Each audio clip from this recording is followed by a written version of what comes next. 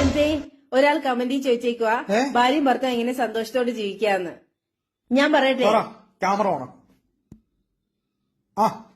ഭാര്യയും ഭർത്താവും എങ്ങനെ സന്തോഷത്തോടെ ജീവിക്കുക എന്നതിന് കുറച്ച് ടിപ്സ് ആയിട്ടാണ് ഞാൻ വന്നിരിക്കുന്നത്. ഞാൻ പറയണോ ഇയാള് പറഞ്ഞു?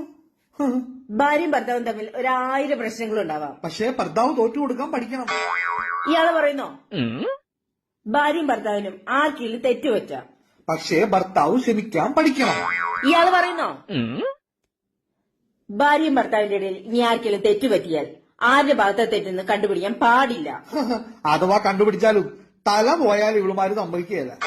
ഇയാള് പറയുന്നോന്ന് ഭാര്യയും ഭർത്താവും സംസാരിച്ച് തീർക്കാമെന്ന് ഓർക്കണ്ട. എന്തിയെ നിമിഷം നിമിഷം മാറ്റി മാറ്റി പറയുന്ന ഒരു സമ്പ്രദായമാണ് ഭാര്യയുടെ പരിപാടി. എന്താ പൊന്നോ ദൈവമേ, ഒരു പിടി ദുരിതവും അതിലൊരു കനവും ഇതോ.